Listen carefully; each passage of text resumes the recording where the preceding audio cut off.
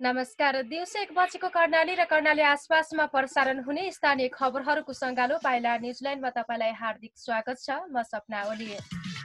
पाइला न्युजिल्यान्ड सुरु गरौँ अहिलेसम्मका मुख्य खबरका शीर्षकहरूबाट। विश्वमै लोकोन्मुख राजगीत जाजरकोटमा फेला पर्यो। रुकुम पश्चिममा घटेको घटनाको विरोधमा आज काठमाडौँमा प्रदर्शन गरिँदै। पीसीआर मेसिन जडान गर्ने तयारीमा चौरजारी नगरपालिका। सल्यानको बनगाडमा 100 बेडको आइसोलेसन तयार। कोरोना संक्रमितको उपचार सुरु। र कर्णालीमा थप 25 जनामा कोरोना पुष्टि। संक्रमितको संख्या 1307 पुग्यो। अहिले कोरोना भाइरस अर्थात् कोभिड-19 रोग सर्ने सम्भावित जोखिमलाई ख्याल गर्दै स्कुलहरू बन्द गरिएका छन्। केही परीक्षाहरू स्थगित पनि गरिएका छन्। अब स्कुलमा पठन पाठन सुरु गर्न केही समय लाग्न सक्छ। यो समयलाई बालबालिकाको सिकाइमा सदुपयोग गर्न बुवा आमा र अभिभावकले महत्त्वपूर्ण भूमिका खेल्न सक्नुहुन्छ र यसलाई सर मिसहरूले पनि फोनबाटै सघाउन सक्नुहुन्छ। स्कुल किन बन्द भयो? हामीहरू किन घरभित्रै बस्नुपर्छ? यस्तो बेला घरभित्रै बसेर के गर्न सकिन्छ जस्ता धेरै विषयमा जान्न बुझ्न मन लागेको हुन सक्छ। बालबालिकाका यस्ता जिज्ञासा ध्यान दिएर सुनौं र उनीहरूले बुझ्न सक्ने गरी दोहोरो कुराकानी गरौँ।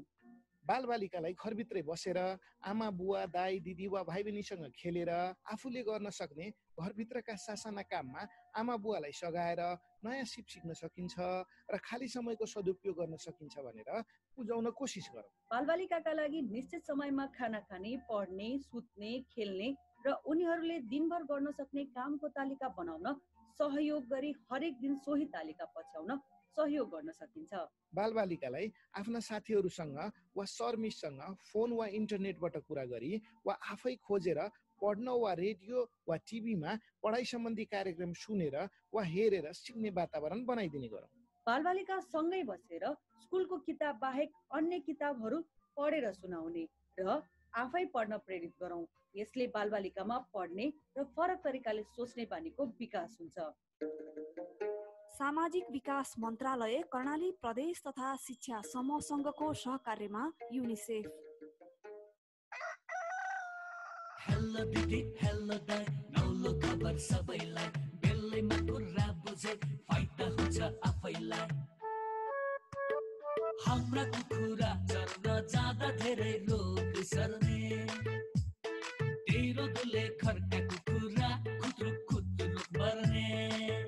रानी खेत रोग रहेछ सबैभन्दा खतरा, रानी खेतको खोप लगाए कुखुरा भने चतुरा। अन्डा पनि धेरै दिने कुखुरा नि नमर्ने, कुखुरा राम्रा भए घरको खाँचो टर्ने। कुखुरालाई रानीखेतको खोप लगाऊ, परिवारको आम्दानी बढाऊ। समयमै कुखुरालाई रानीखेत रोगको खोप लगाई रोग लाग्नबाट बचाउन आजै आफ्नो नजिकको पशु स्वास्थ्य प्राविधिक वा एग्रोभेटमा सम्पर्क राखौं। नेपाल सरकार पशु सेवा विभाग, पशु स्वास्थ्य निर्देशनालय, USAID, सुआहारा।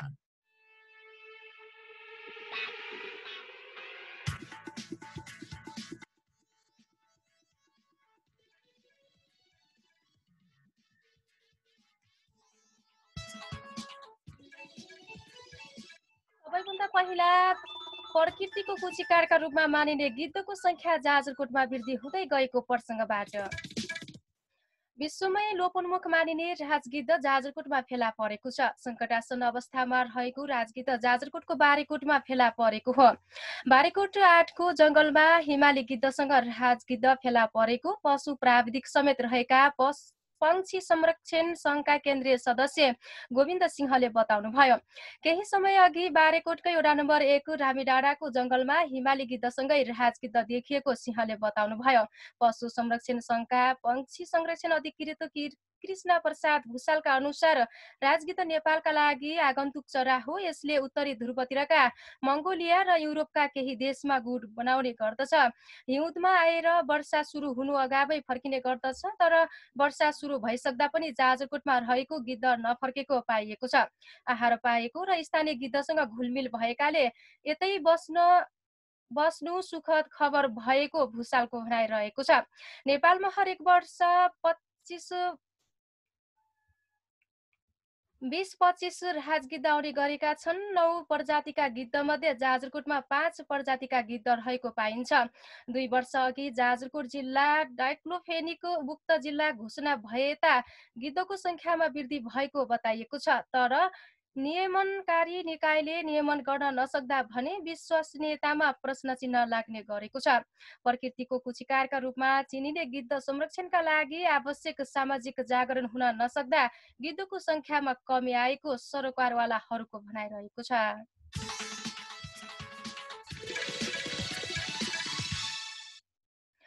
जाजरकोटमा कोरोना संक्रमण देखिएसँगै पछिल्लो समयमा मानिसहरूका खानपान आहार विहारमा परिवर्तन देखिएको छ। विगतका समय भन्दा यस वर्ष पोषणयुक्त खानपानमा सुधार आएको पोषण सुधारका लागि सामाजिक जागरण परियोजनाले निकै सहयोग पुगेको पहाडी क्षेत्र विकास अभियानका पोषण फोकल पर्सन सोजन साक्यले बताउनुभयो। जाजरकोटमा सन् 2020 को दोस्रो महिनादेखि भेरी नगरपालिका, छेडक नगरपालिका र शिवालय गाउँपालिकाका नागरिकको पोषण सुधारमा सहयोग पुगोस् भनेर सामाजिक जागरण परियोजनाले विभिन्न सहयोग गर्दै आएको छ। परियोजनाले विशेष गरी नागरिकमा पोषणयुक्त खानपानको आचरण बनाउन रेडियो मार्फत पोषण जागरण गरिएको छ। कार्यक्रमले निकै महत्त्वपूर्ण सुधारको उठान गरेको सम्बन्धित पालिकाहरूले बताउँदै आएका छन्। सामाजिक जागरण परियोजनाले पोषणयुक्त खानपानमा नागरिकको आचरण सुधार गर्ने खालका विभिन्न पोषण जागरणका सामग्रीहरू जाजरकोटको रेडियो हाम्रो पाइला मार्फत प्रसारण र प्रकाशन गर्दै आएको छ। विगतमा पोषणयुक्त खानपानको महत्त्वका बारेमा जानकारी नभएको अवस्थामा अहिले पोषण सुधारका लागि सामाजिक जागरण परियोजना सञ्चालनमा आएपछि दिनौं जस्तो अर्ग्यानिक र पोषणयुक्त खाना खानुपर्छ भन्ने सन्देशले पनि आफूलाई पोषणको कमी नहुने गरी खाना खान सुरु गरेको भेरी नगरपालिका 4 का राजबहादुर शाहीले जानकारी दिनुभयो। त्यस्तै तीनवटै पालिकाका 1000 घरधुरी एक परियोजनामा प्रत्यक्ष संलग्न भएर रेडियो कार्यक्रम हाम्रो घर हाम्रो पोषण सुनेर लाभ लिइरहेको बताएको छ भने आसपासका क्षेत्रमा पनि पोषण सुधारमा यस कार्यक्रमको महत्त्वपूर्ण भूमिका रहेको रेडियो हाम्रो पाइलाका प्रबन्ध निर्देशक बालकुमार शर्माले बताउनुभयो। पोषण सुधारका लागि सामाजिक जागरण परियोजना, पहाडी क्षेत्र विकास अभियान र रेडियो हाम्रो पाइला र 3 स्थानीय तहको संयुक्त समन्वयमा सञ्चालन हुँदै आएको छ। परियोजनालाई आर्थिक सहयोग एनएमए हेल्वेटास नेपालले सहयोग पुर्याउँदै आएको छ।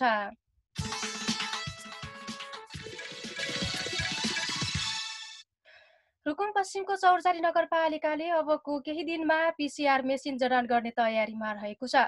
कोरोना परीक्षणका लागि स्वाब सङ्कलन गरी सुर्खेत पठाउँदा पालो नआउने समस्या भएको हुँदा नगरपालिकाले पीसीआर मेसिन गर्ने भएको छ। नगरपालिकाले मेडी सोलुसन प्रणाली काठमाडौँसँग 1000 परीक्षण किट सहित मेसिन खरिदका लागि 1 करोड 23 लाख रुपैयाँमा सम्झौता गरिसकेको छ। दैनिक 90 जनासम्मको स्वाब परीक्षण गर्ने गरी मेसिन खरिद गर्न लागि चौरजारी नगरपालिकाका नगर प्रमुख विशाल शर्माले बताउनुभयो। उहाँका अनुसार मेसिन आएपछि रुकुमसहित सल्यान, जाजरकोट र डोल्पाका क्वारेन्टिनमा बसेकाको कोरोना परीक्षण सहज हुनेछ। मेसिन सञ्चालन भएपछि आवश्यकताका आधारमा स्वाब सङ्कलनका लागि किट खरिद गर्ने नगरपालिकाले जनाएको छ।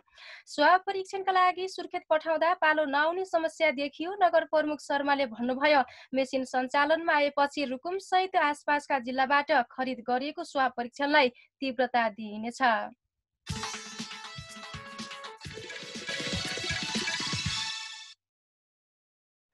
सल्यानको बनघाट गोपिने नगरपालिकाले 100 बेडको आइसोलेसन तयार पारेको छ। प्रभाकर माध्यमिक विद्यालय देवीस्थलमा 100 बेडको आइसोलेसन नेपाली सेनाको सली बजार ब्यारेकले छोटो समयमा नै तयार पारेको हो। यसअघि बनघाटमा आइसोलेसन नहुँदा कोरोना संक्रमितलाई उपचारको लागि सदरमुकाम वा जिल्ला बाहिर पठाउनु पर्ने बाध्यता रहेको थियो। आइसोलेसन तयार भएपछि नगरमा भेटिएका कोरोना संक्रमितहरूलाई उपचारको लागि नगर बाहिर पठाउनु पर्ने बाध्यताको अन्त्य भएको नगर प्रमुख गोविन्द कुमार पुनले बताउनुभयो। यदि नगरमा संक्रमित भेटिएमा उनीहरूलाई नगरमा नै निर्माण गरेको आइसोलेसनमा राखिनेछ।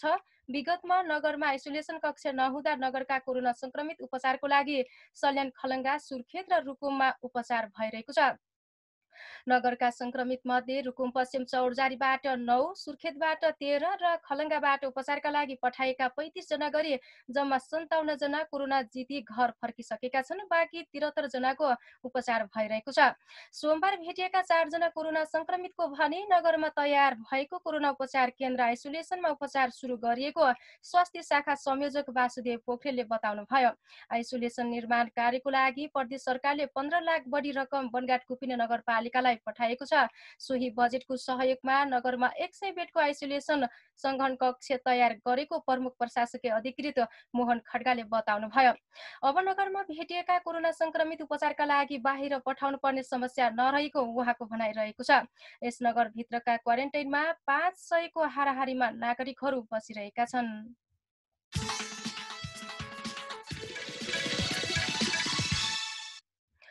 रुकुम पश्चिममा घटेको सोती घटनाको विरोधमा आज काठमाडौँमा प्रदर्शन गरिँदैछ। सङ्घर्ष समितिले दोस्रो चरणको आन्दोलन अन्तर्गत आज दिउँसो 2 बजे प्रधानमन्त्री कार्यालय घेराउ गर्ने कार्यक्रम रहेको अधिकारकर्मी तथा साझा पार्टीका नेता प्रकाश चन्द्र परियारले जानकारी दिनुभयो।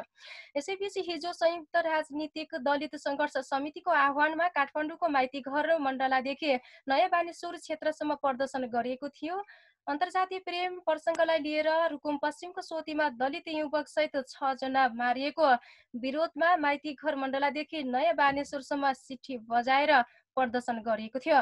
प्रेमिका लिन जाँदा युवतीका आफन्त र गाउँलेको आक्रमणबाट नवराज विश्वकर्मा र उनका 5 साथीहरूको हत्या गर्नेहरूलाई कारबाहीको माग गर्दै सिटी जुलुस प्रदर्शन गरिएको हो।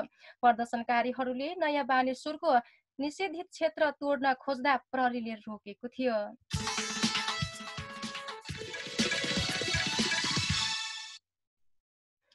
सल्यानका विभिन्न क्वारेन्टाइन र आइसोलेसनमा रहेका नागरिकहरूलाई आयुर्वेदिक औषधि वितरण गर्न थालिएको छ। जिल्लामा रहेका सबै क्वारेन्टाइन र आइसोलेसनमा रहेका नागरिकहरूलाई रोग प्रतिरोधात्मक क्षमता वृद्धि गर्न आयुर्वेदिक औषधि वितरण गर्न थालिएको हो। प्रदेश आयुर्वेद निर्देशनालय सुर्खेतले कोरोना भाइरस संक्रमणको रोकथाम, उपचार तथा नियन्त्रणलाई सहयोग पुर्याउने उद्देश्यले आयुर्वेदिक औषधि वितरण कार्य सुरु गरेको हो, जसका लागि स्वास्थ्य सेवा कार्यालय सल्यान अन्तर्गतको आयुर्वेद शाखालाई हिजो 7 प्रकारका आयुर्वेदिक औषधि हस्तान्तरण गरेको छ।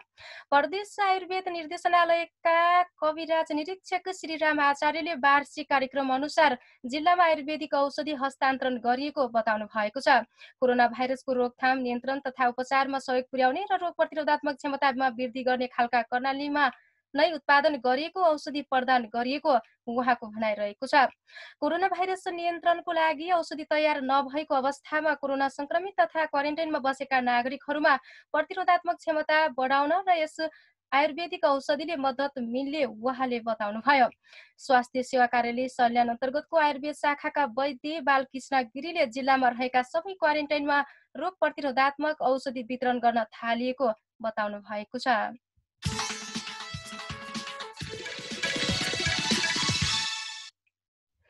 र कर्णाली प्रदेशमा सोमबार थप 25 जनामा कोरोना संक्रमण पुष्टि भएको छ। प्रदेश अस्पताल पशुपक्षी रोग अन्वेषण प्रयोगशाला सुर्खेतमा गरेको PCR परीक्षणमा सुर्खेत पञ्चपुरी नगरपालिकाका 4 जना जसमा 18 महिनाकी बालिका समेतलाई कोरोना पुष्टि भएको छ। चिनगाड नगर गाउँपालिकाका 1 जना रहेका छन्।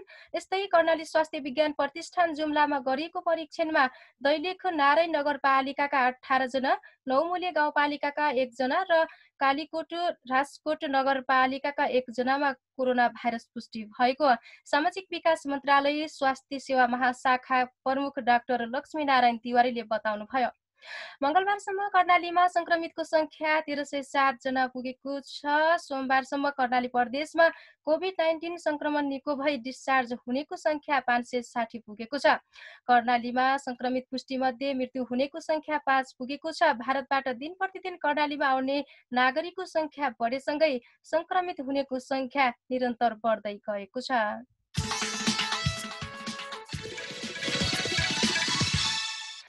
यिनै खबरका सिलसिलासँगै कर्णालीका खबरहरूको सङ्गालो दिउँसो 1 बजेको पाइला न्युजल्यान्ड अहिलेलाई यही सकिएको छ। जानुभन्दा पहिला यस प्रसारणका मुख्य खबर शीर्षकहरू पुनः एकपटक। विश्वमै लोपोन्मुख राजगीत जाजरकोटमा फेला पर्यो। रुकुम पश्चिममा घटेको घटनाको विरोधमा आज काठमाडौँमा प्रदर्शन गरिँदै PCR मेसिन जडान गर्ने तयारीमा चौरजारी नगरपालिका। सल्यानको बनघाटमा 100 बेडको आइसोलेसन तयार, कोरोना संक्रमितको उपचार सुरु। र कर्णालीमा थप 25 जनामा कोरोना पुष्टि, संक्रमितको संख्या 1307 पुग्यो।